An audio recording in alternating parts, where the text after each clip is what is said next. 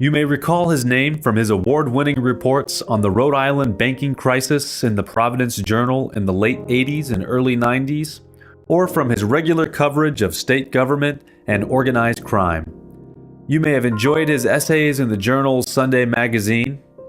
Perhaps you kept up with his coverage in the New York Times of the World Trade Center disaster of 2001 and its aftermath. We're talking, of course, about Dan Barry, who, though was born, raised, and educated in New York, got his journalistic feet wet right here in Rhode Island.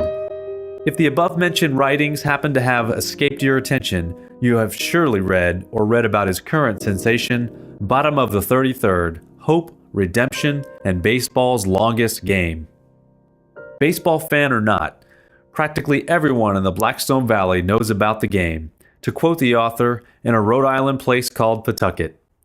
This relentless flogging went on in 1981 between the Rochester Red Wings and our own Pawtucket Red Sox, and lays claim to the record of being the longest professional baseball game in history. We are intensely gratified that this gifted writer, as much philosopher as fan, put flesh to the stats and human dimension to this account.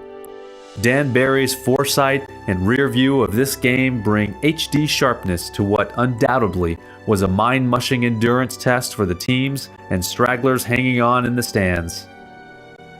On this 30th anniversary of the longest game, Dan Barry's work also puts the spotlight on our team and our town. We don't deny it. We're die-hard fans, and Bottom of the 33rd wins our hearts.